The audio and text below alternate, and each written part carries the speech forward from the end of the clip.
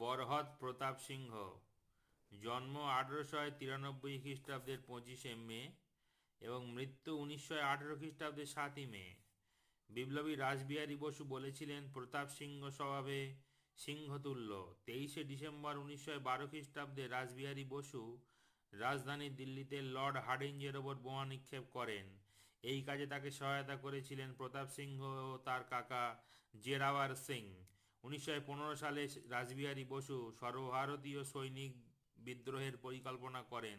তাকে সফল করতে প্রতাপ সিংহ ছদ্মবেশে গোটা দেশ ঘুরে বেড়ান, কিন্তু একটি স্টেশন মাস্টারের বিশ্বাসঘাতকতায় তিনি ধরা পড়েন এবং রায়বেরেলি জেলে তাকে বন্দি করে রাখা হয়। নানা প্রলোভন দেখিয়েও কোনো কাজ না হলে জেলে তার উপর অকথ্য অত্যাচার করা হয়েছিল এবং এই অত্যাচারের ঘটনার ফলে তার মৃত্যু হয়। নাম হচ্ছে